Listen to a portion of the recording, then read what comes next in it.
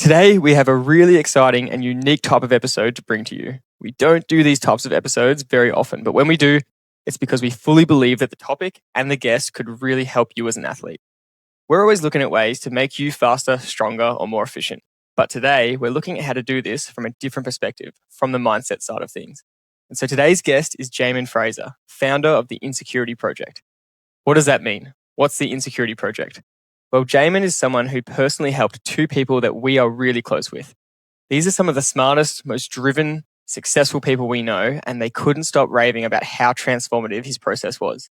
When they said that, we just thought, okay, we have to talk to this guy. And so he works with individuals, high performers, and athletes on their insecurities, their fears, and the deeper work inside themselves that's holding them back. So we absolutely loved this conversation and the topics it brings to light. This is the stuff that needs to be spoken about more in the athlete space, instead of just covering the physical training side of things. And out of anyone in this world, we really think Jaemin does a brilliant job of opening up that conversation. So we cannot wait for you to hear this. Jaemin Frazer, a very big warm welcome to the podcast. Thank you for coming on. And can we start right out of the gate with just asking, why insecurity? What has this journey been for you with insecurity? Oh boy. When I launched the Insecurity Project, I had a business coach at the time and I said, here's my great idea. I'm going to double down on insecurity. This is my name. And he looked at me like, what do you mean? Like, what are you going to do when that doesn't work? Like, people are insecure about being insecure. That's the worst name I've ever heard. And it goes against business rules. And like, you're not supposed to pitch the problem, you pitch the prize. So it's like saying you're the shit business coach. Like, what? No, that can't be it. And I really loved and respected this guy. I took the wind out of my sails for a few days. And then I was driving in the car to Canberra a couple of days later, having a bit of a pity party. And then I thought, hang on, Jaemin, like, he's not your mum. He can't tell you what to do. So it was a chance to check in. What do you want? Well, I see people suffer greatly for not knowing that insecurity is a solvable problem. And for whatever reason, I know that it is. So it would feel incredibly unkind to hold back a solution from the world in an area that causes suffering, untold suffering. So what I'm going to do is put a flag in the ground and go, insecurity, insecurity, insecurity. Even though it's hard, I'm going to talk about it cleanly and intelligently. And when people are ready to face this, they'll know where to find me. So that's what I've done for the last 15 years or so. And I'm not sure there's anyone in the world who's banged on more about insecurity than I have over that time. We're so excited to dive right into it. And we want to start by looking at it from a sport and an athlete perspective. And you've had your own journey as an athlete going through this, and you speak about how insecurity can be a great motivator, but for a short term, and then it probably stops serving you at some point. So what did that look like for you as an athlete? Yeah, well, the idea around insecurity is it's universal. It's unavoidable, and it's actually useful for a season. So I describe it like rocket fuel, and I'm sure everyone could have an experience of this if they reflected on their past. Having something to prove and defend is really, like, it's one of the strongest motivators. Often people can point to some harsh word someone has said about them. You'll never do that. You're stupid. You're this. And so there's this, like, it's this great horror and embarrassment. But what rises up in its place is like, right, well, I'll show you. I'm going to be the strongest, the fastest, the sharpest, to prove that they're wrong, to prove I am better than you say that I am. So that insecurity is so useful in terms of performance-enhancing drugs. I'm not sure anything compares with it. And if you look across the world of sport, I would say the highest performing athletes, without doubt, without exception, could point to drivers of insecurity that fuel their performance.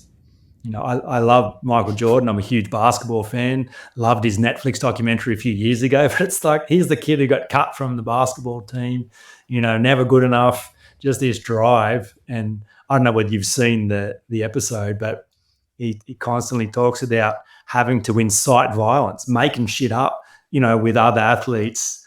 This guy slighted me. This guy said something about me, so that when I knew he had said this, I got on the court and my whole energy was to prove him wrong. And so, yeah, it's a great motivator. And that was true for me too. Like, I love to run. When I was at school, I was a kid that tried hard and never won anything. I was just such a good attitude, but such a try hard and so average and ordinary. I just wanted to be excellent, but I was so sure that I wasn't.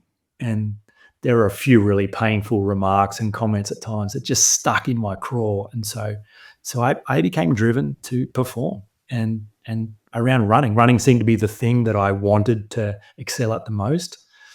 And so I found a way to win, and I found a way to run fast, and I, I devoted myself to training for marathons, and did 4 marathons, and ran a 2:46 marathon in Townsville off the back of this, proving that I am not average, that I am awesome actually.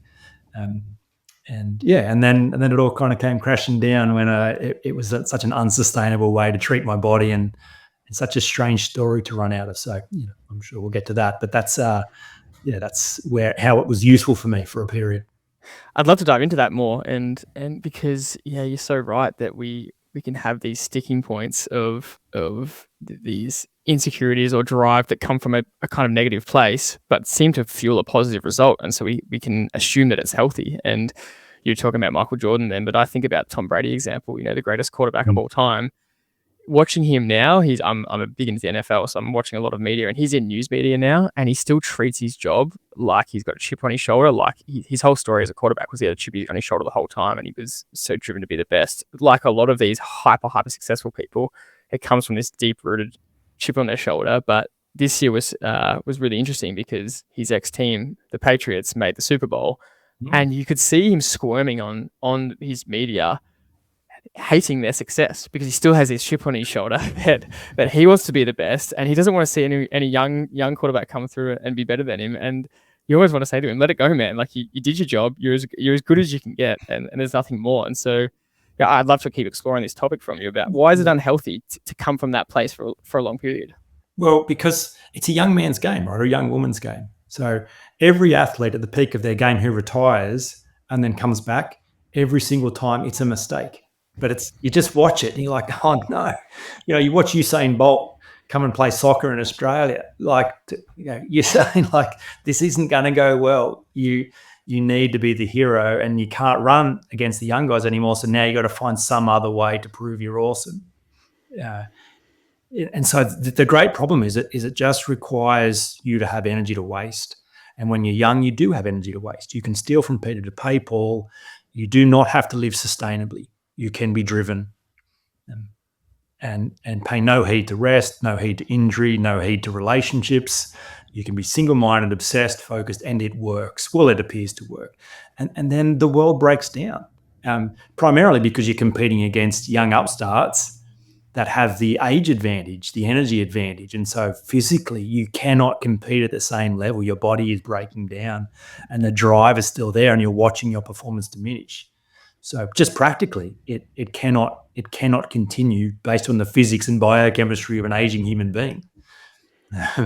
So I used to be on a mission to kind of address insecurity at all ages. I got invited into high schools all the time to talk to 16, 17, 18-year-olds about insecurity, and teachers were very excited and parents were very excited. But do you know who was not excited?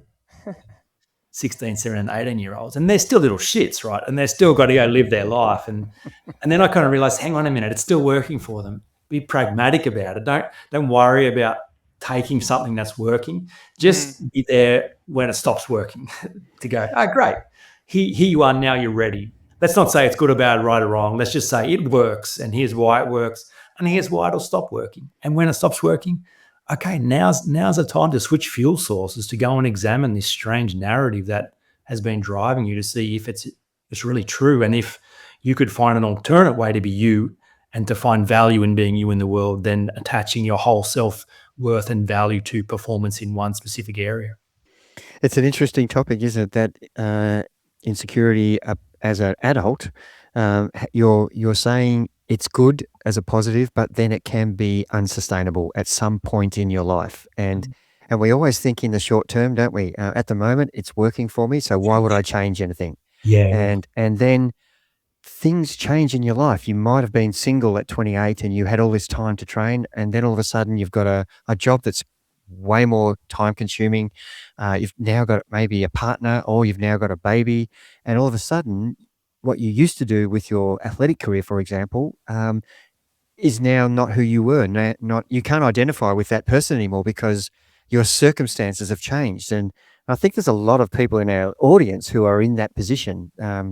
They're either somewhere between 20 and we've got 70-year-olds, and all of those people have going to be on a journey at some point. So we always say in our podcast, if something's extreme behavior, eventually it's going to be unsustainable. Eventually, it may take decades or it may take 6 months, but extreme behavior is something that is going to drive you to a certain point. But then you need some other things in your life that aren't extreme, so that you can actually enjoy your life. So I'm really intrigued as to, once that insecurity barrier motivator is gone, how does that look from the next step in your journey as a human being? And this is the great fear, and this is why you've got guys like David Goggins and Jocko Willink, the ex-military hard asses that are really driving this discipline or die message, even in their age. Like, there's no sign of them slowing down, even as their body is breaking down, and it's hard to watch. You kind of go, this can't end. Like, this is not an infinite strategy to go on into the future. At some point, this actually breaks down, and people can see that, but are terrified of going, but I only know how to get the best out of myself fighting against myself, from this place of managing myself from mistrust. So the hypothesis, if you're willing to consider it, is that, sure, when you're young, let's say proving and defending is likely to create your greatest source of drive and therefore increase your performance the most. I'm suggesting, if you can be rational and objective about it, that there is no way possible that proving and defending will be your greatest source of performance from midlife and beyond. You're still putting all your best energy into proving and defending that you matter. And now the insecure wanker in the room, it doesn't look good. And it's not driving up performance. It's now a performance inhibitor, and everything is suffering. So I watch people who have nothing to prove and defend, who are relaxed and at ease, who have resolved these strange narratives about their lack of value and worth they've carried from their childhood, and are at ease with themselves. I watch them be able to trust their natural ability and follow their heart into life-giving practices and have all parts of themselves aligned in the same direction. There's no war anymore. The war's over, and the body craves health. In my own experience, I actually love to run. I don't have to fight myself to run. It's what I love to do and what I'm good at. And so if I'm not trying to prove anything, it turns out that with the handbrake off, I run well. I run at ease. And my performance increased off the back of being at peace with myself rather than trying to prove and defend. So, yeah, it's a strange thing for people to get their head around, that you could do better than self-discipline. But it is a young person's game, built on mistrusting yourself, all driven by insecurity, and it cannot be peak performance from midlife. I want to dive into this fear I think a lot of athletes would have around, well, if I let go of this drive, how am I going to be motivated to train? How am I going to be motivated to get results? Because that's what's giving me the motivation, and I don't want to give that up. But just before we go there, I want to take a step back and ask, what are we actually talking about here with insecurity? We talk about these things popping up that are driving people. What specifically are we referencing? So let's use a bit of Yoda wisdom here. Yoda says, named must your fear be, before banish it you can. I like Jordan Peterson, his wisdom, rule 10 and his 12 rules for life is, be precise in your speech. Things that go unnamed become monsters that consume you. So when I have a conversation with people around fear and insecurity, and most people assume they know what they're talking about, but under gentle scrutiny, they have no idea what they're talking about. Once people realize they are being driven by some fear, no one actually knows what it is that they are afraid of. And so the most important thing is to define insecurity. What is it that we are talking about? Break it down to its smallest moving part. So, when people start thinking about fear and they start being honest, then the honesty reveals there's always some kind of fear of failure. I'm going to try hard at something and my best won't be enough, and then I'll be found out. Or I'm afraid of some kind of rejection. I'm going to put myself out there and my best won't be enough, and people won't accept me. And so I'll be rejected by those I want to be liked and accepted by. And so that seems to be the core of it. I'm afraid of some kind of failure or rejection. But just thinking it as a problem-solving exercise, if you're afraid of failure, that's it. Well, the only way to never fail is don't try. So that can't be it. And if it's rejection, well, the only way to never be rejected is either obsess about pleasing every single person you meet for the rest of your life or talk to no one. Both of them are nonsense. So keep thinking clearly, and you go, no one's afraid of failing or being rejected. It's just the level underneath it. If I was to fail, what does that reveal about me? What do you now see? Now my inadequacies are on show. Now you see me. Same as rejection. No one's afraid of being rejected. It's the personal implications. If I was to be rejected, what do you now see is true? What can the world see? You see my flaw. You see my lack of value and worth. So all to say, insecurity is not the fear of what others think about us. Insecurity is the fear of our own worst opinion of ourselves being confirmed by the world, which is fun, right? Because it's just an opinion problem. And without exception, it's an opinion you formed about yourself before you were 7, almost invariably before you were 4.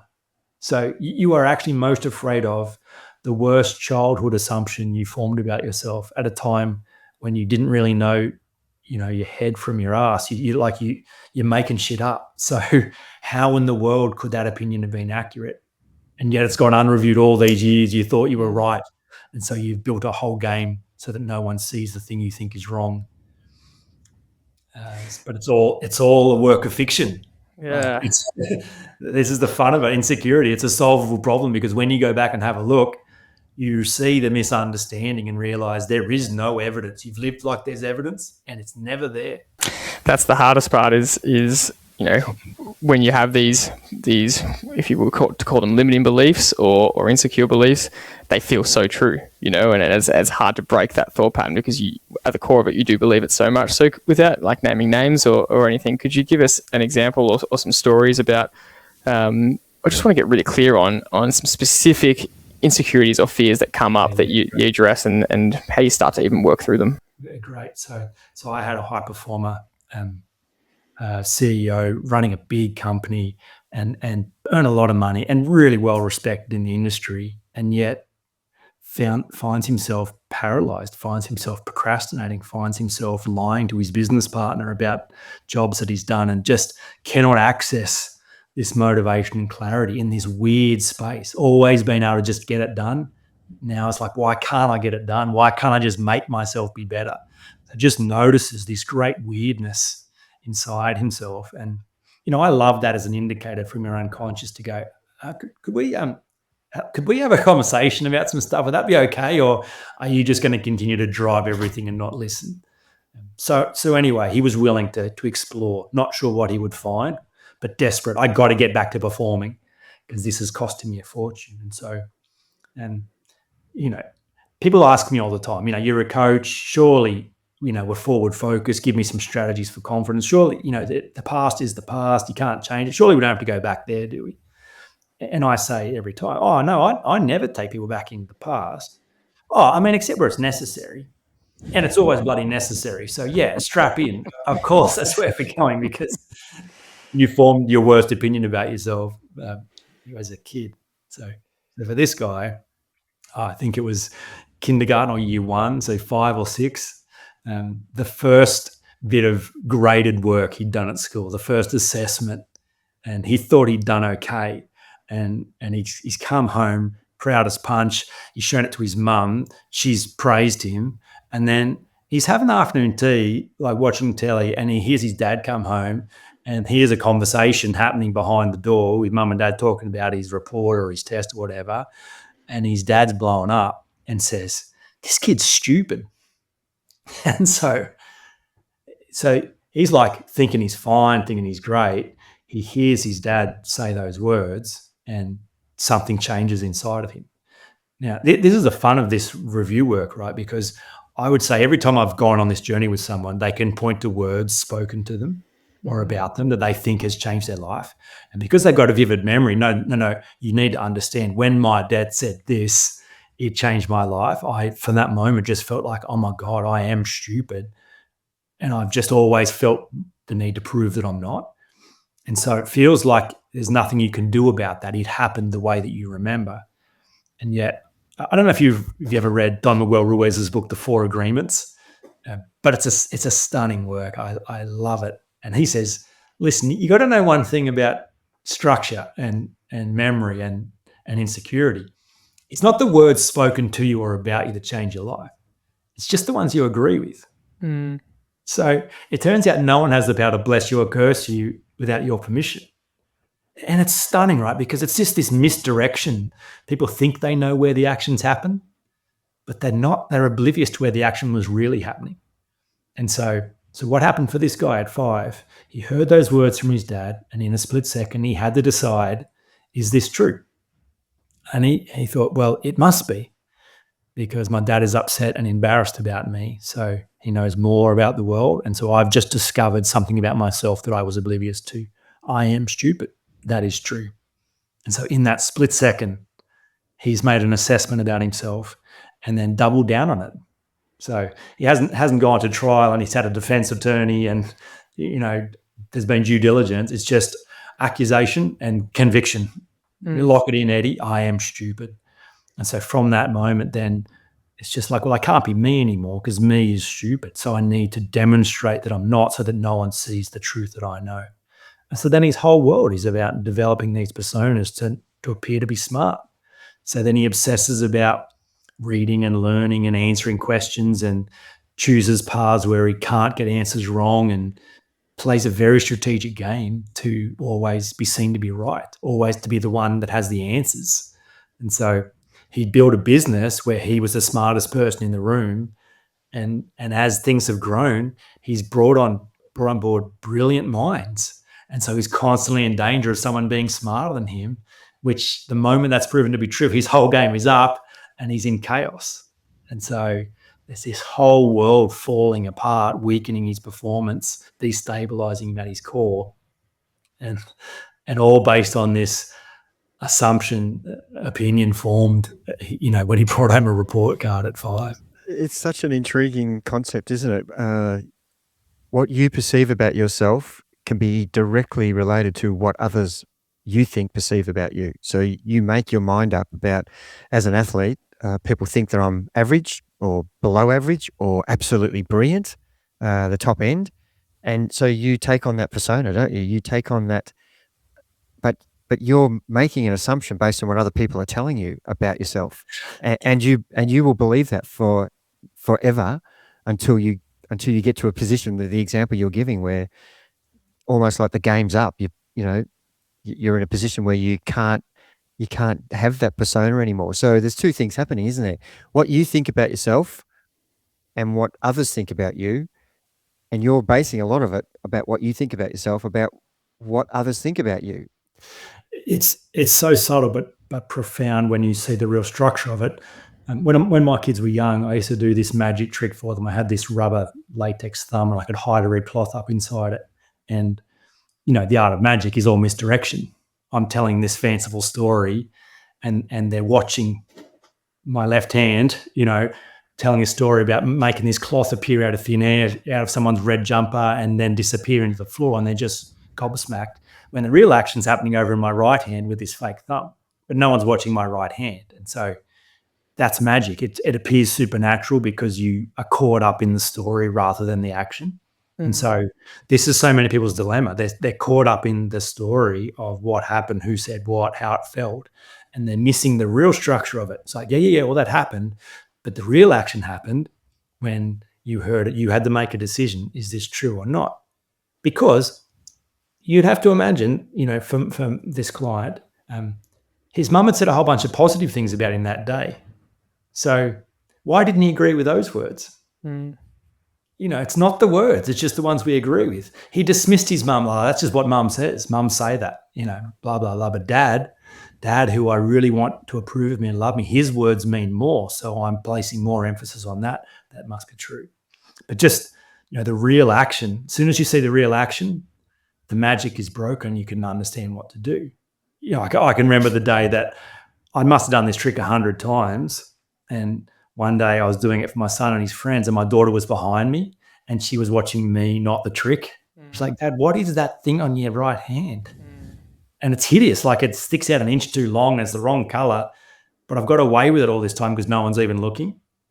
But as soon as she draws attention to what's actually happening, all the supernatural elements gone, all the magic's broken, and it's weird and strange.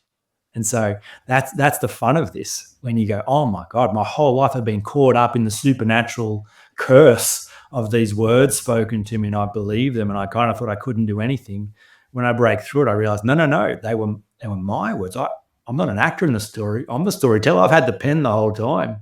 I was the one that signed off on that. So it is my own opinion of me. It's never been others' words. And I always thought it was. I always thought it was others' words that are driving me, and it's been my own words. Wow. Well, then I could change my own words. I can't change other people's words, but I could change my words. And when I do, I could set myself free from this whole drama. You started to touch on this before, but my question is, that kid went on to be a high-performing CEO, very successful in business. Yeah. You would argue those are all positive things, and so how is it a problem? The problem is he can't access it anymore. He's built his thing so well that now smart people are joining him, and he's no longer able to hide in the thing that he's built. And so he's in danger of being exposed because he's done so well and he's brought on brilliant people. And so this strategy of be smarter than anyone else so no one thinks you're dumb can no longer work. So it wasn't a problem until now it is a problem. Now that's not going to work. So this is how insecurity works. You build a space where you can win, your performance convinces yourself and others you're fine, until someone can outperform you, or till you watch your performance drop, or till there's a danger of your performance dropping, and your whole strategy to prove and defend and run and hide and cover and compensate is in danger of falling apart. And your existential angst, the thing that you are most afraid of, is in danger of being exposed. There's no greater fear. There's no greater source of chaos for human beings than that. So does it come down to the reason why we do things?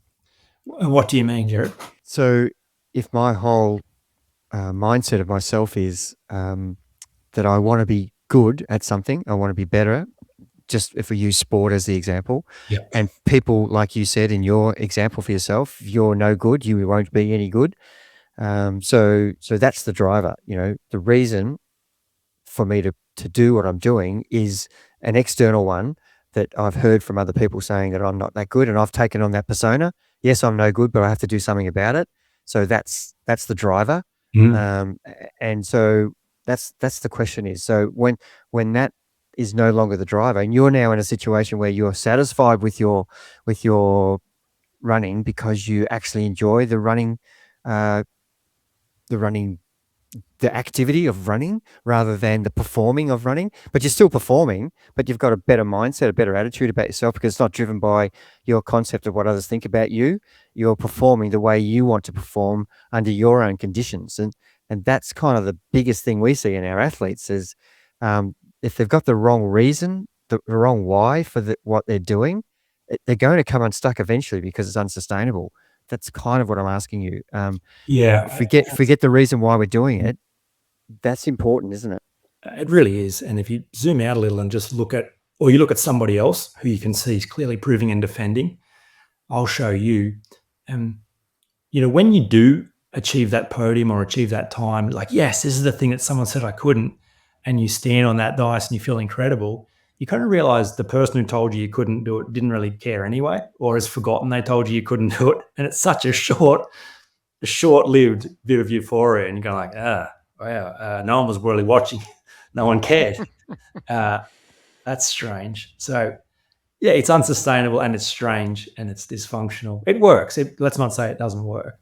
But could it work better? And could it work with less chaos, with less collateral damage, in a way that looks more beautiful? And it can. My own experience was I used to dread every training session. So it was always, I must train. I don't want to train. Just get it done. Put the hay in the barn. Just fight your way forward so that you can get it. And just the destruction you do to yourself in the process of that. You don't listen to your body. Injuries. I don't have time for injuries. You're overtraining. It's just, and it works when you're young. The older you get, the less it works. But one of the things that I found so joyful and so surprising was when I resolved this strange opinion of myself that I was only average at best. I wanted to be awesome, but there was nothing awesome about me, that I was ordinary, I was vanilla, I was average, I was middle of the road. Like, that was the indictment I had on me. When I realized that had never been true, that was a misunderstanding, that I in fact was delightful. I'd always been delightful. I wasn't trying to be delightful. I just always had been. It was just so stunning. And I observed my natural state and my love of running and the joy that it gave me, and just the athletic nature of my body, that the machinery loves drawing in oxygen, turning food into fuel, and all of that fun. I set myself an entry to another marathon, and the peace and performance, the combination, I didn't miss a single session. I woke up before my alarm every single time. I live in Goulburn, so there were training sessions all through winter. So there was, some -10 frosts. And, I've set my alarm for 5 a.m, and I'm up at 4:55 with joy. So I trained more sessions when at peace than I did forcing myself. I had more fun with the sessions, and the joy of the experience. There was no fight. And so my performance increased. And even when it didn't, because training for a marathon is a strange thing, like, to actually achieve the goal, everything has to be perfect on the day. And there are a bunch of things that are outside your control. So there were a couple of occasions where my drinks didn't arrive on checkpoints, or the weather was completely different than how I had trained, or the gel that I had used affected my stomach in a way that I wasn't predicting, and my performance dropped off. And sure, there's disappointment in that, but I'm not really trying to prove anything. I'm running because I love it, and I've loved the whole experience of training. And I love being an athlete. I love seeing what my body's capable of, and I had permission to be fast and free. And so I've loved the whole experience, even the disappointment of reaching for something. And one of the things that was so meaningful to me and pops up as a memory is I had this long, race debrief for one of my most important marathons that I was going for. And I was disappointed. I hadn't achieved the goal. And I was slightly embarrassed that I'd set this goal and hadn't achieved it.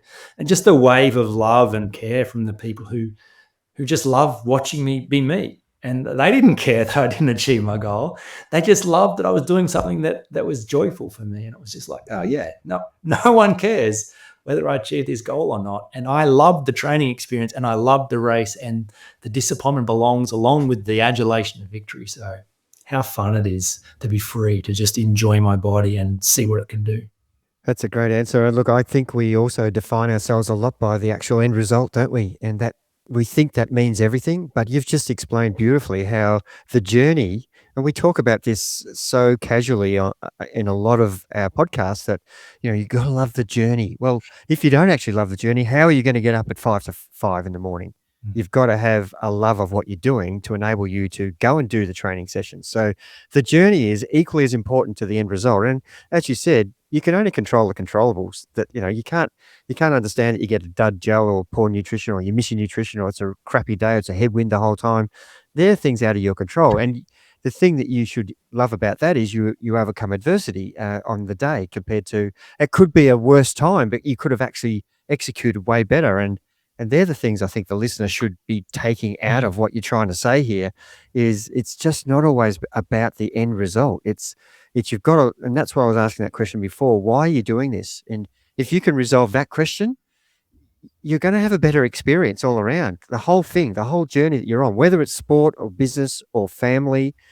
If you hate the fact that your kids are going to wake up at 2:00 every morning, you're going to be the worst, grumpiest parent ever. But that's a fact that happens. So you have to be in tune with that and accept it. And that's part of your daily routine, that's going to happen. And how are you going to respond to that? They're the things that I'm really keen for you to push out to the athletes better than we can. Yeah. One other thing too, which is a fun thought experiment, and outside the realms of how most people think, but this is my daily experience with high performance, is that I love the relational component of this. I love treating insecurity like a relationship with yourself. You have accused yourself of being bad, wrong, weak, stupid, ordinary, whatever, and then you've made a decision to try and not be you. So there's this breakdown in relationship with yourself. Now, then you try and manage yourself from a place of mistrust. Now, if you've ever been managed by someone in a work situation, someone doesn't trust you, someone's trying to get the best out of you by disciplining you, by riding you, by micromanaging you, by forcing you, the resentment that builds can be catastrophic. Like people burn buildings down, like that ends badly. You 20 years, 30 years of being managed by someone who doesn't trust you, that is not fun. So just to consider what it must feel like to manage yourself from a place of mistrust and to perpetrate this misunderstanding about your core nature and just to keep gaining more evidence that it's true. It ends in tears. And what I love to consider is the fact that your unconscious mind controls at least 90% of your function. So at some point, I watched the unconscious sabotage performance as a way of going, this is not fun and it's not fair and you're a crazy person and I resent the way that you mistrust me. And so watch this. Pull this fuse out. Like you want to perform? Well, you need me actually. And watch what happens when I rebel or I revolt. So I watch high performers develop injuries and illness and strange health conditions and all this stuff. It's like, why is this happening to my body? Why is my body not cooperating? And then they just further double down on this discipline or die approach and further manage themselves. I just think, what a crazy strategy. Why not end the madness, examine the structure of who you think you are and sort out this misunderstanding so that you could work with yourself rather than against yourself. It makes sense. You could achieve more pointing in the same direction than when parts of you are at war. That's just basic logic. That's the topic I wanted to explore next, because the way you describe that running with freedom experience versus running through forced discipline is just exactly what we talk about so often. We have such a range of athletes come in, and it's so obvious to us, the ones that come in guns blazing, trying to prove something, and we're always they're the athletes who are trying to pull back and just say, hey, let's just make this sustainable, because your mental attitude here and the way you're trying to train, you will burn out, and you're putting all of your eggs in this one race basket and squeezing so tight to get a result. And if you're doing all that and you fail, then you're not going to be in a good way, And so we're trying to help these athletes just get more balance and have an A race goal and have something to work towards. But the outcome isn't going to define who you are. And the athletes that train with more freedom, and because they want to do it and they love racing and they're working towards being the best version of themselves, find the training more sustainable and easier to follow.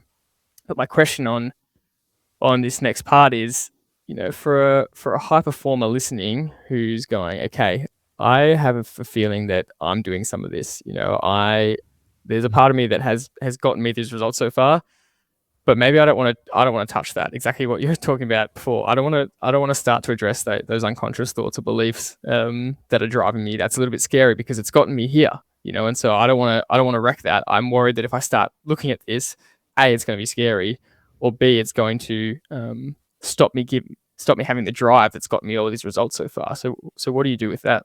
Well, I think firstly, you just future pace that and find a metaphor that can work. So just say your marriage. I think, marriage or your most significant relationship is the closest, it's the closest thing to a relationship with yourself. So there's some stuff going on with your wife or your husband, and it's there and you don't want to address it.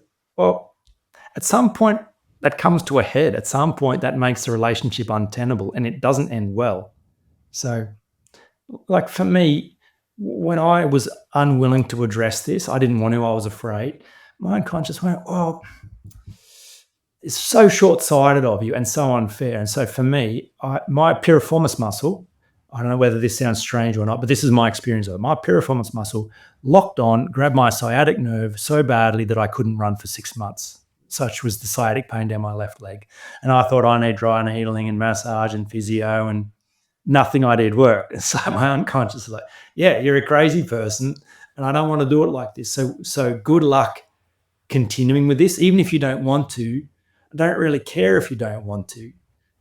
Please, can we have this conversation? Could we sort this out? So I think that's the first thing to consider. No one wants to go and have a look at this stuff. Not a single person wants to wade into the mess of their past. Never, ever. And if you could avoid it, you would by all means. So, Carl Jung described this as the shadow. Stuff happens in our past. We don't know what to do with it. So we put it in the shadow to kind of go, I don't know. Hopefully it'll just go away. It doesn't go away. It just stays there and then comes out dysfunctionally. So if you just look at human beings as a species and just treat yourself as part of the collective, okay, no one wants to have a look in the shadow, but it doesn't work out if you don't. So, and the fun of it is your unconscious can have some leverage, can play some tricks to increase your readiness and motivation. I loved that my unconscious took running off the table because I love running so much. It's like, all right, you don't want to play ball? Well, then watch this. I can stop you running. And I'm not your enemy, by the way. I just would love to have a conversation. So, so I think that's the first thing. A second thing, as I said, I used to be on a mission, and I heard myself say that out loud one time, and I nearly vomited because I'm like, oh no one wants to hear someone preach at them. You got to sort your shit out. You need to do this. Like, no, you don't. No, you don't. Most people won't.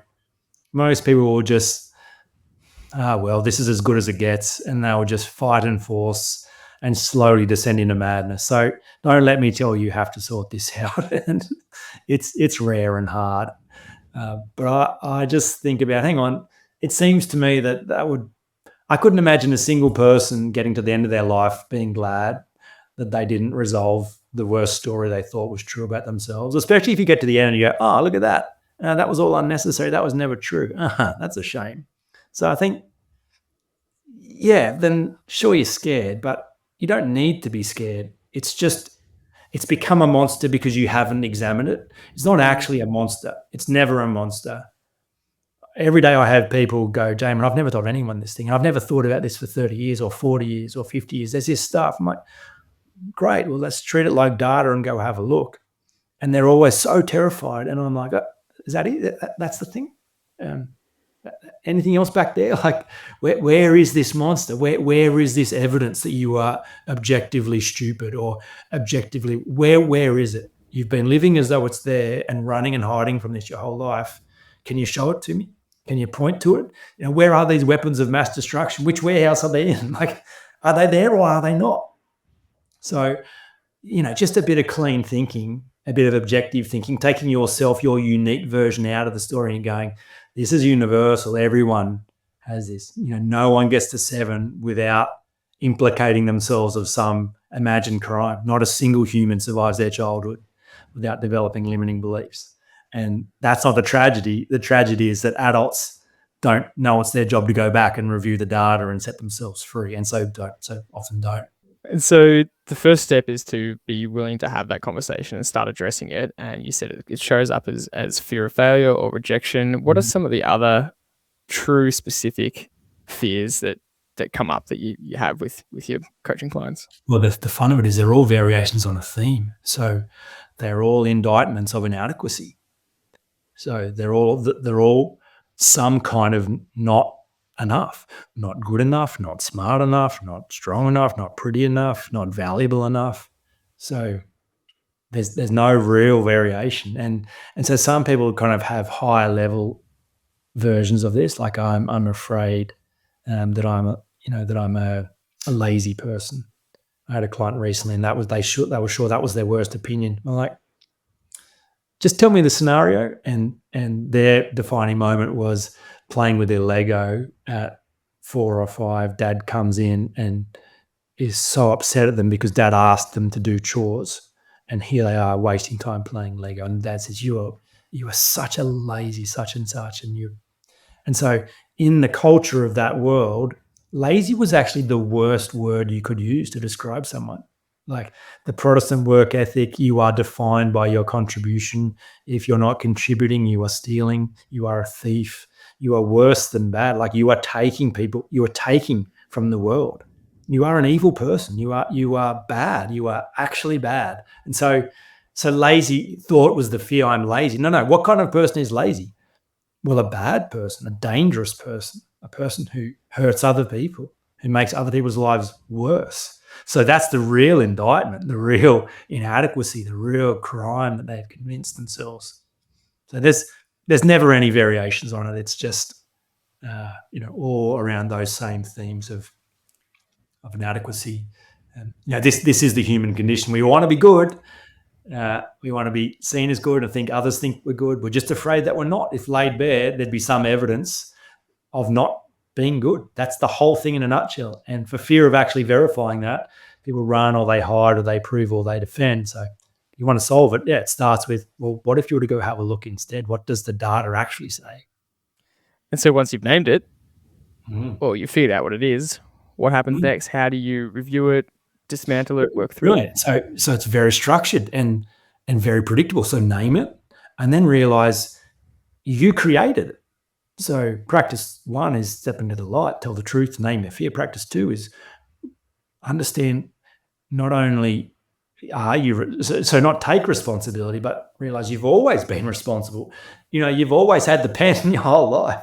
You thought you felt this because of what was done to you or said to you. That's not true. Not the words spoken to you or about you, just the ones you agreed with.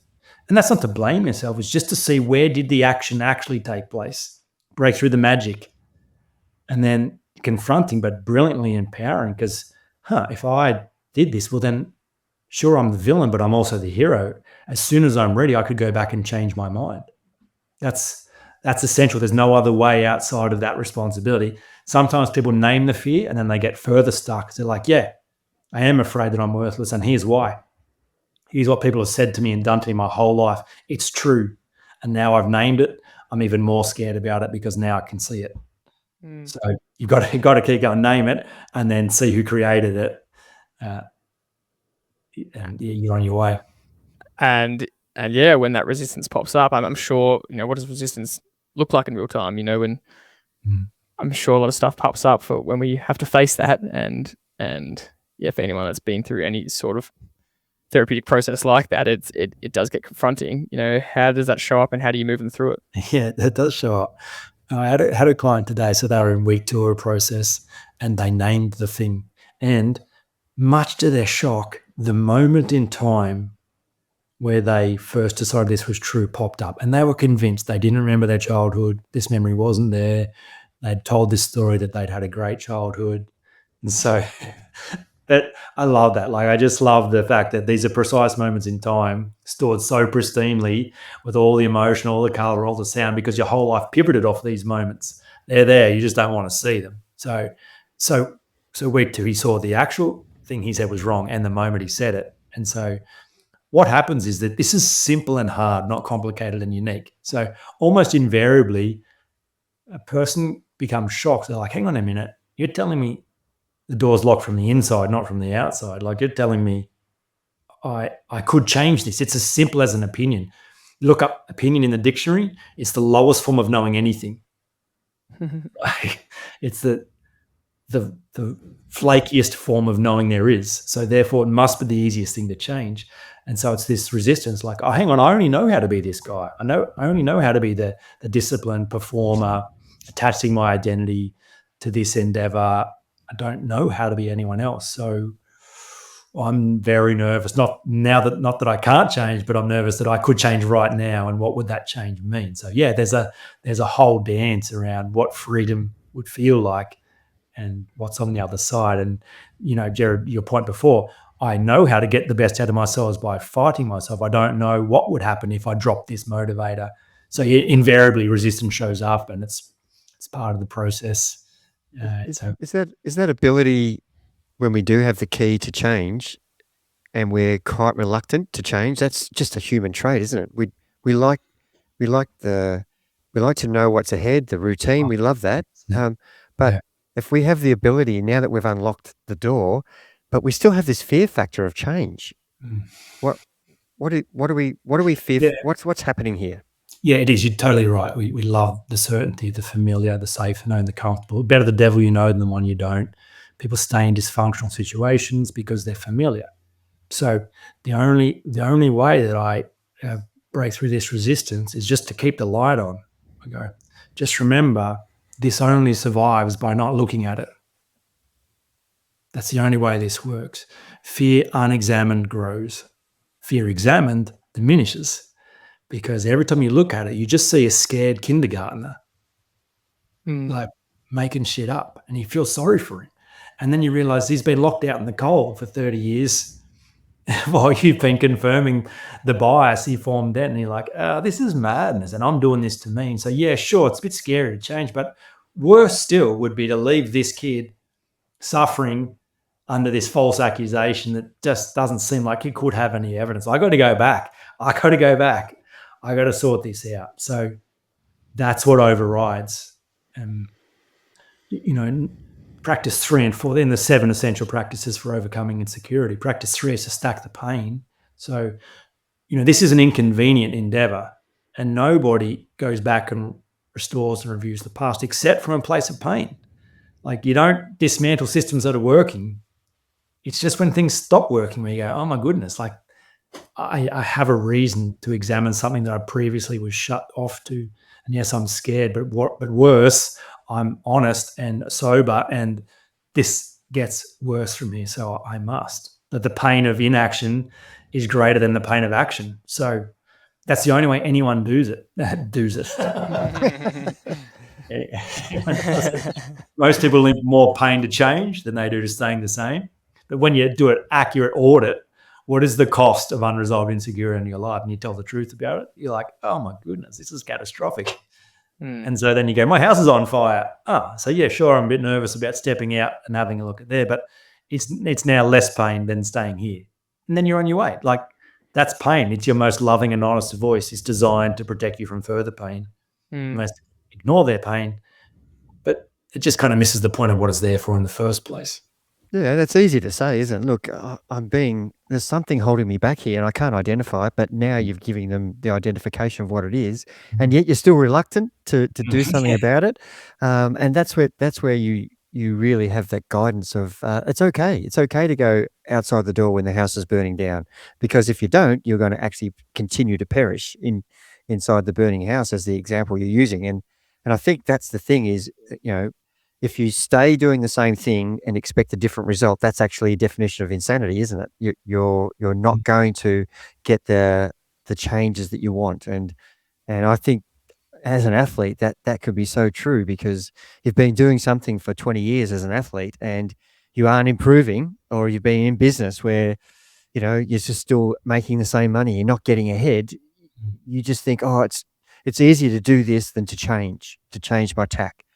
Because there's too much risk with change. Well, at the moment, the risk is that you're going to stay the same athlete or the same businessman or the same partner. And that's the thing that I'm loving about this conversation is we're all feeling the same thing, but we don't actually address it to ourselves. And I've had those experiences myself, and I've just had to be, go, well, this isn't working. What have I got to lose here? Let's try something different here. And I know that that's worked with a lot of athletes that we've coached is, you're reaching out for help when they reach out to join us. And I'm asking them, why you think we can do something better than you're already doing yourself? Well, the answer to them is I've come to a point of stagnation. I'm not improving. I'm not improving my performance. There must be some other magic pill. Well, it is a magic pill, but it's just doing something different, looking at what you're doing currently. And that's kind of a simplistic way of what you've explained. But at the end of the day, they're the things that we want to hear you talk about now is, how do you unlock that change? How do you get brave and go about changing things that, you've been doing for 30 years? Brave is an important word, but it's only how to start the journey. So people overestimate the value of courage. You do require courage to have a look in files that have been shut for a long time. But when you understand, if you think about the metaphor of, a scared kid locked out in the cold, accused of a crime they didn't commit, it's not really courage to go and have that conversation. It's actually kindness. When you really understand what this whole thing is, like if you were to walk out of your office today and see a kid crying in a bus stop alone, it's not really courage to go up and see if they're okay and help them. It's just you're compelled by kindness.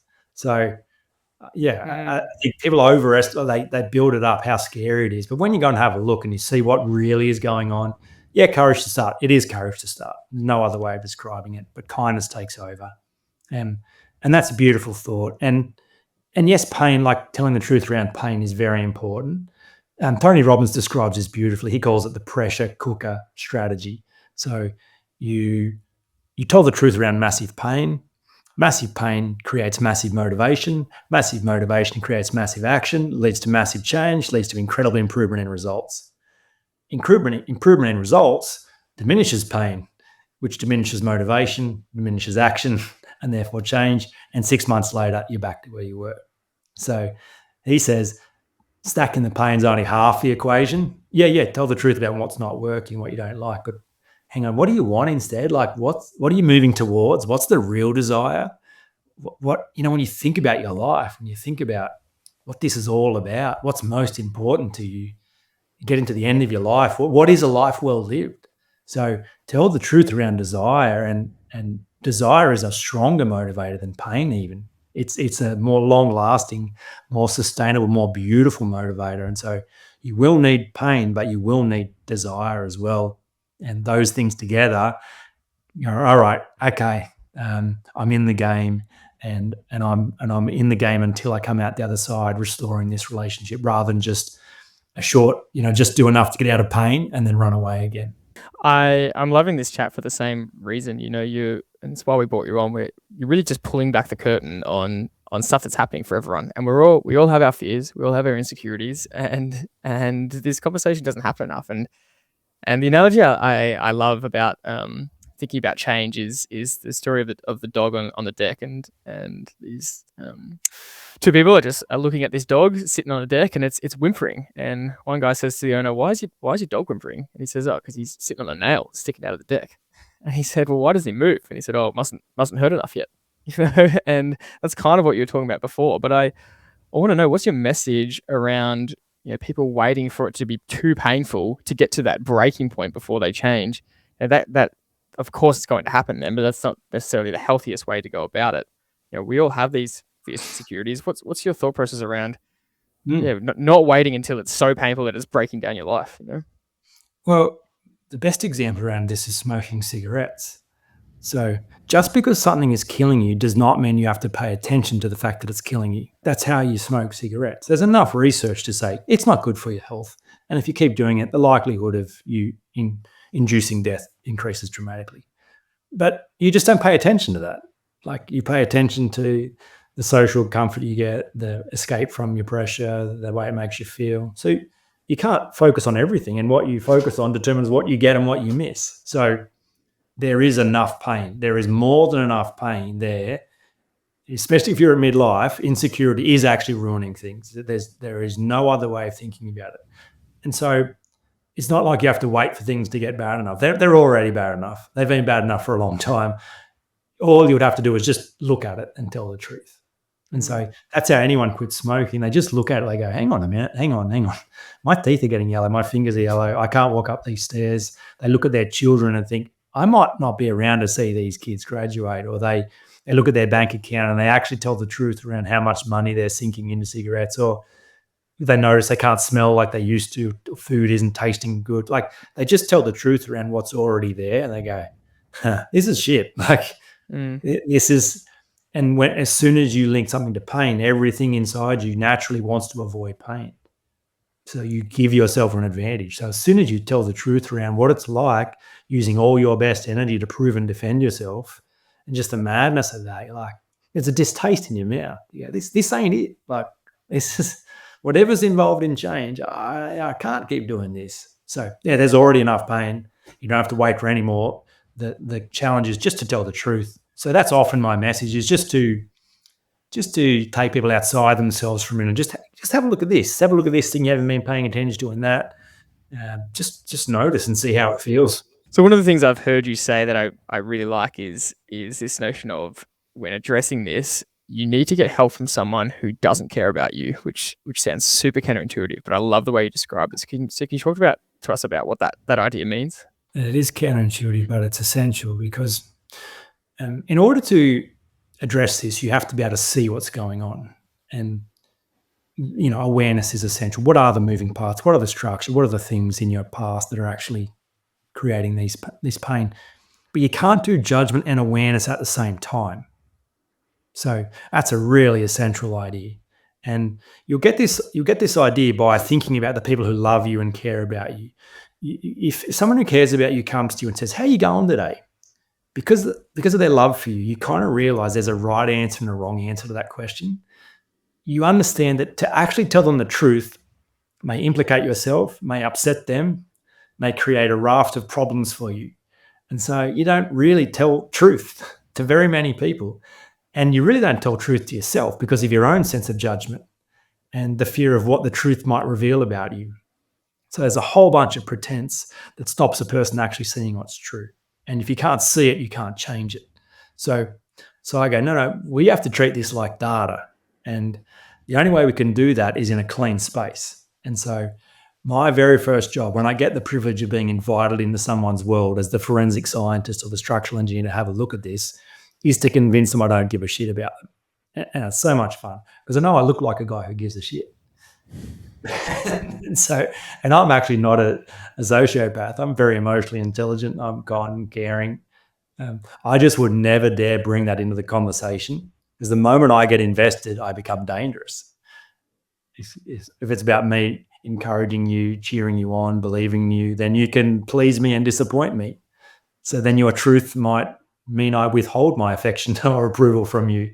And so to be able to see this, it has to be safe. And the only thing that makes it dangerous is judgment, someone else's judgment and your own judgment.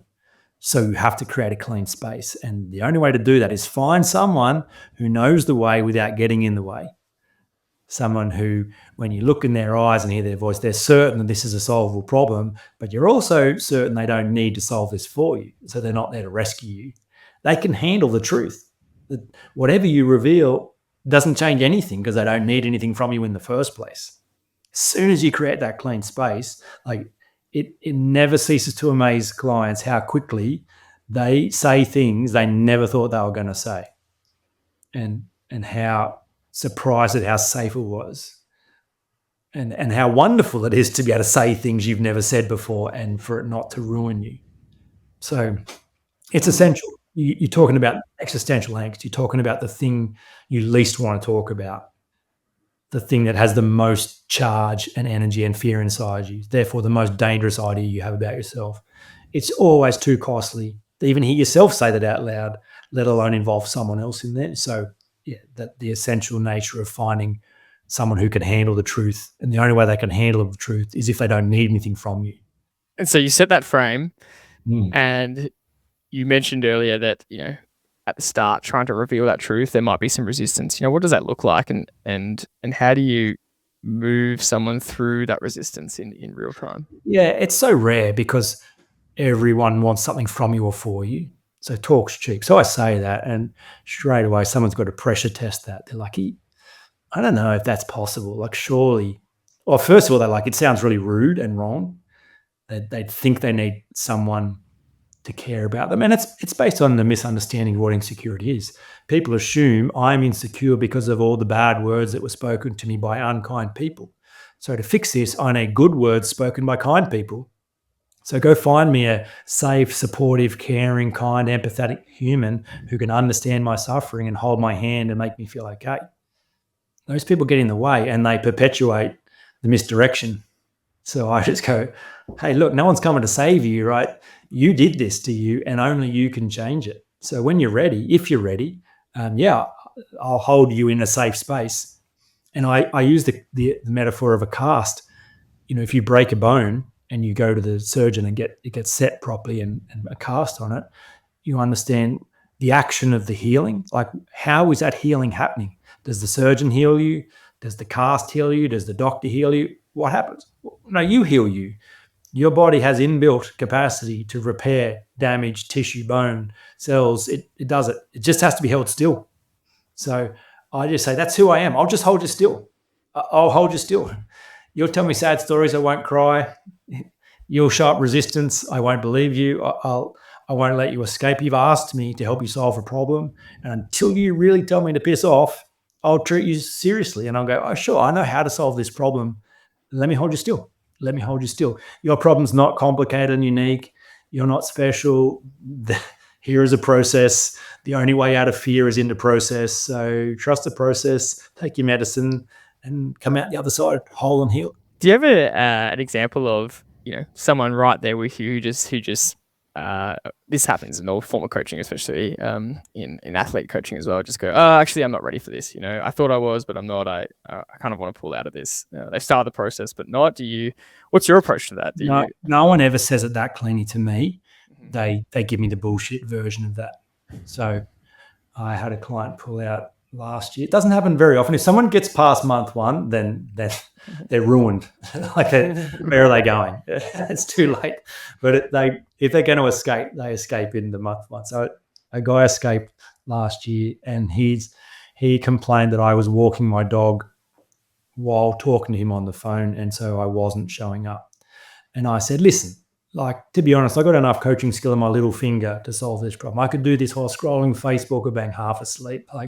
This is not as complicated as you think it is. This is the thing I've devoted my whole life to do. The problem was not me with my dog. The problem was you were scared and wanted to run away. You just needed to blame me. He didn't agree with that narrative, but that was the only logic that was happening. And so no one just goes, I'm scared. Can I run away? They're like, no, this is more, no, you don't understand me. No, you haven't treated me seriously. No, you've let me down. Because it's scary, right? And it's hard. So I just deal with that upstream. I do have a high barrier to entry. I doubt people's readiness for change before they've started rather than after they've started. Mm-hmm. I just go, are you sure? This is a journey into pain and fear. Are you sure you're done with this? Are you sure you're in enough pain? I don't need to rescue you, so don't let me twist your arm. Sure, I can help, but just so you know, this gets hard. So I think because of those upstream conversations, when a person comes in, they're like, all right, great. Then I won't buy into any of the bullshit, and I'll just keep speaking to the part of you that actually knows you're ready, and keep examining the fear and deconstructing it because it's not real. So you're okay. You're okay. You're all right. And because I'm non-negotiable about smoking what I'm selling, people do find certainty in my eyes and in my voice. They pressure test me all the time. They want to know, have I solved this for me, or am I just guessing and making it up when it gets hard? They want to know if I'm wavering, if they can pull out some story or some excuse that I've never heard of before. They goes, oh gee, yeah, sorry, I didn't realize you're really messed up. So when they can't find that, then they just settle down and trust the process, and we carry on.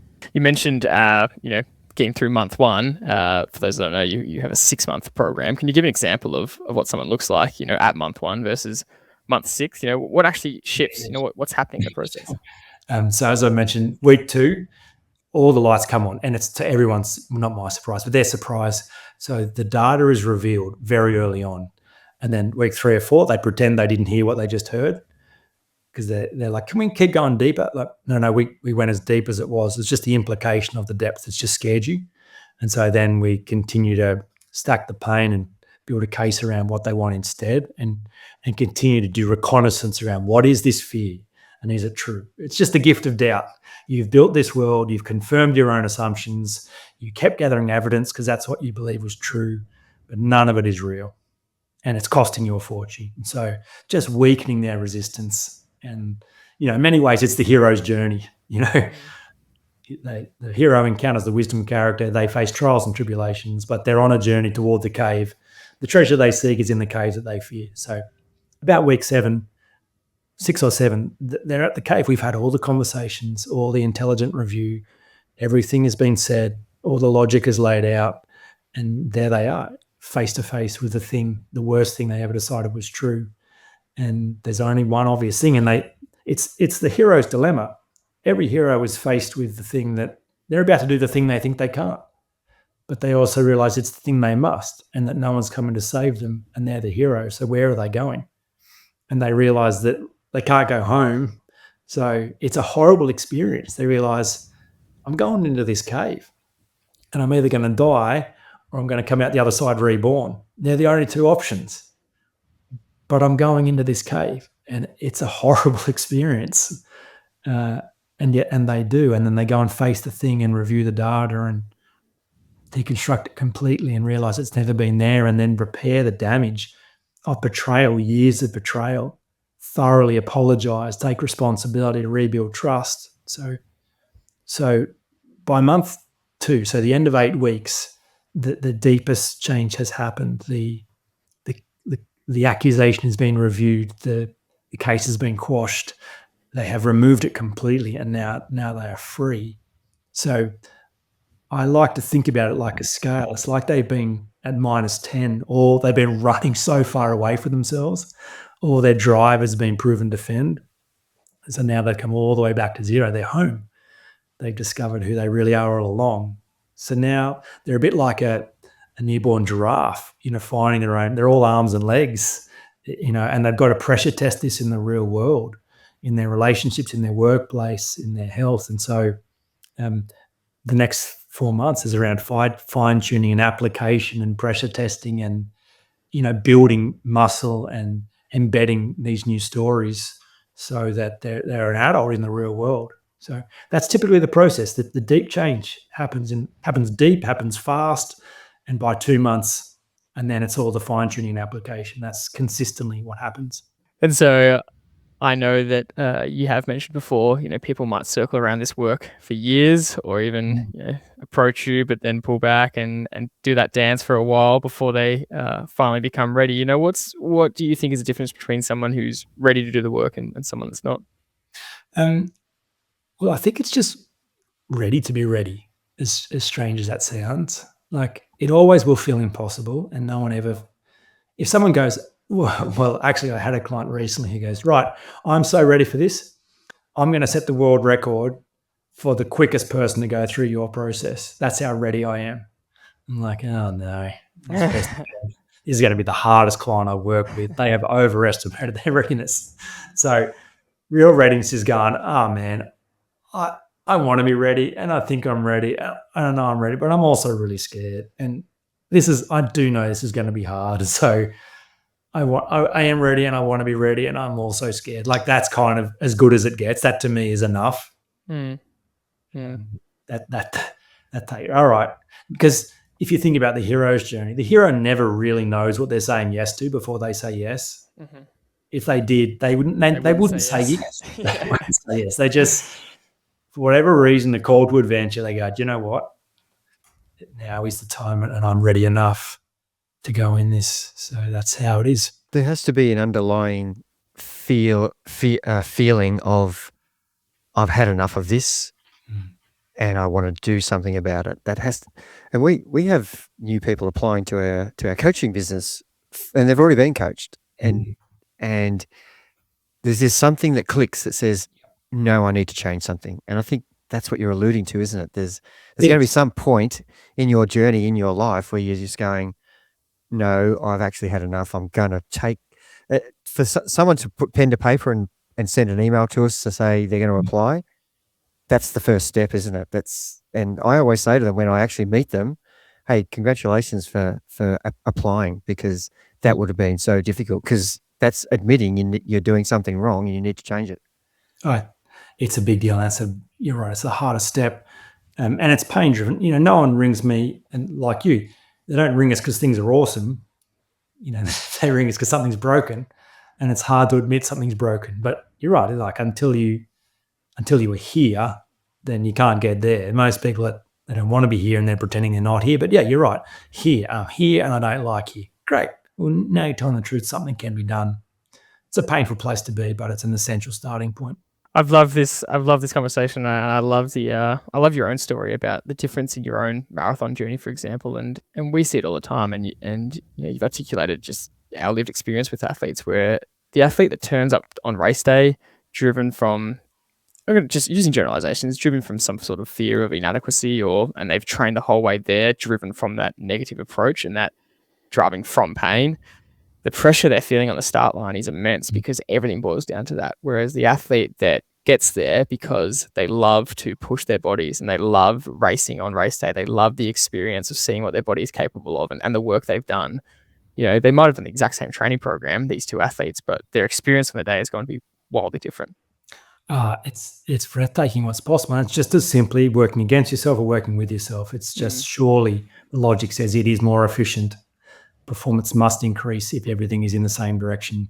The friction of having parts at war, the resistance, you can only sustain that when you have energy to waste. and that is a young person's advantage. That midlife, you do not have energy to waste. This is about optimizing and being smarter. And it applies.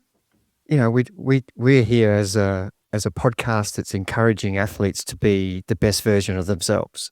But and we always talk about, you need a balance with your training, your regime of fitting your training in around your work and your family. And we talk about that balance, and people think that, it's just a statement you say, but if you can resolve yourself, everything in your world will be a better experience. Your business, your family, relationships, your whatever chosen sport you're doing, or chosen activity that you do in your life. It's so good that it can be transferred across everything that you do in your particular time of your life. And I think that's the thing that we're trying to get across here. The reason we want to have those conversations is because we can make it, your life can be so much better than it is if you're honest with yourself and true to yourself. I think that's a really key point, isn't it? And the message you're trying to get across. Well, yeah, to move more broad than just athletics. Firstly, I think this is how the world gets healed, one person at a time, with courage and kindness, to go back and review the strange limiting beliefs, disempowering narratives they've held against themselves, and to set themselves free. They show up in the world very different. They have something to give. Their eyes change. Their heart softens. It's a beautiful thing to behold. But secondly, I think the impact of a secure person in the world is dramatic, and their ability to give and receive love is not to be underestimated. If you are insecure, then you want love and you're always trying to perform to get it. But even when it comes into your world, you mistrust it and you cling to it and want more of it because you don't think you deserve it. So every performance strategy to get love, even when it works for a moment. But if you've resolved these inadequacies, these fear of inadequacies with yourself, and you deeply love and accept yourself, you're actually now able to give and receive love to those in your world, your friends, your family, your children, your partner, and it's real. And so that in itself, broader than athletics, to be able to give and receive love like that does make everything better. That is, that's the real performance enhancer. I think most people listening will recognize something in themselves about what you're talking about, and I think I just want you to, what's the message that you're trying to, for lack of a better word, preach? And I know that you said earlier that you're not here to preach anything to anyone, but yeah, I think every human being will have some sort of universal experience around this. What's the message you're trying to say for all of us that start to recognize that in ourselves? Sure. So I don't know if you've read Matthew Perry's autobiography, The Friend Star. That's sat on top of my most recommended reading list for 12 months. I just said, everyone's got to read this. It's also the single worst book I've ever read and the most pain I've endured for some time. It's horrific because, it's one thing to hear a sad story from a person who's come out the other side and made peace. It's another thing entirely to hear someone tell a sad story while they're still sad about it. And worse still, to have been given the whole world in the process. So the reason why I bring this up is because it's so unnecessary. It's unnecessary suffering to get caught in misdirection. That's the point. So Matthew Perry tells a sad story about the words spoken to him, the things happened to him as a child that ruined his life. And it not just ruined his childhood, he carried that and resisted it and proven defend for the whole life. And it didn't end well. He didn't ever find a way out of that. And he thought the tragedy of his life was his childhood. That's a misunderstanding. No one escapes their childhood without getting lost and confused and wounded in the process. No one makes it to 7. Even perfect parents don't protect their children from assuming there's some inadequacy with them. And nor would you want to, even if you could. So if you can kind of realize that's not the tragedy, that's just the setup. The tragedy is that adults don't know it's their most important job to bring their best adult skills to bear on themselves and to go rescue themselves from their worst assumptions as a child. So that's the real tragedy, that adults miss the whole point in the game and leave these opinions to become concrete realities that lock them out of real life. So my message is just have a think about it. Just like I love Jordan Peterson's definition of thinking. The purpose of thinking is so that you do not die. We all have stupid ideas. If you don't think about them, you'll act them out in the world and it'll go bad for you. Mm. So think. Yeah. Think. It's not as hard as it appears. Think. Turn the light on. Have a look. Use your intelligence to just scrutinize some of the things you've not examined.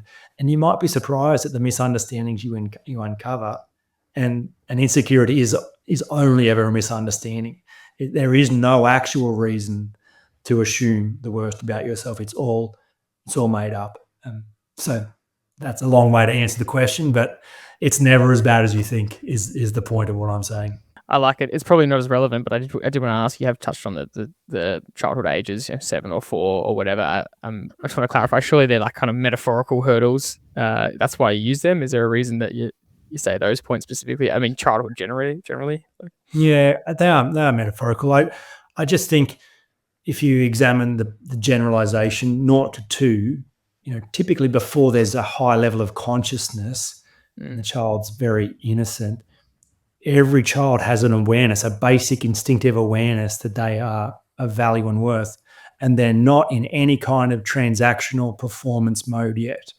They're not cleaning the kitchen, they're not doing dishes, they don't do chores, they don't have a part-time job, they don't have to perform or achieve. They exist, and every time they have a problem, they assume it's okay to demand someone comes running, and people do. And so every human starts out relaxed and at ease. I'm enough, not because of my performance, just because of my existence. But then being a conscious being is problematic because, like, I got a Labrador. She loves going for a walk, and she's very happy if I walk her, and she's very sad if I don't walk her. She doesn't look into a water bowl and look into her mirror and think, is it me? Am I a bad dog? I think I was a better dog. Would I get more walk? She just goes, I'm sad, and then I'm happy, and then I'm sad again. But humans don't have that luxury. We're sense makers. We're storytellers. And so we experience our disappointment, our embarrassment, our hurt, and we personalize it. Why did this happen? And what does it mean about me? So, like, by the time you're 7, there's enough consciousness and you've had enough painful moments to make sense of that you couldn't possibly have put a positive spin on all of them. Like, even if you've dodged a whole bunch of things, there will be some innocuous moment of embarrassment where you thought, oh my goodness, that was me. I'm sure that was me. So yeah, that's the generalized pattern. Brilliant. Well, Jaemin, where can people take the next step with you if they want to explore this? Where can they go? And then what's the process? What's the next step? Yeah, well, I'm quite easy to find. My parents have given me a unique name, if you can work out how to spell it. So my website is jaeminfrazer.com. We've put together something that's relevant to this podcast /Trivelo on my website. So that's, just as a way of resourcing athletes, peak performers to think about this in a way that's relevant to them. But yeah, you find me Jaemin Frazer on the socials, or I'm not hard to find. Go Google Insecurity, and I'd be surprised if I didn't show up there somewhere. That's brilliant. We've absolutely loved your work. We love this conversation. It's so worth exploring, and we're really happy that you came on because it's such a necessary topic. And we say necessary because Dad and I talk so much on the podcast about the overall well-being and health of an athlete, and we're specialized in the training side of it, but there's all this other element of it that's what you do off the track as well, and outside of races that we know are just as important, and you've really highlighted that today. So thank you so much for coming on, and we really appreciate it. Thanks for having me. That was a very enjoyable conversation. That's it for this episode. As you said, you can find him and the next steps at jaeminfrazer.com/Trivelo. So Jaemin is Jaemin, Frazer, Frazer, Frazer.com/Trivelo. The link will be in the description anyway. Thank you very much for listening. We hope you got value out of it like we did, and we'll see you in the next episode.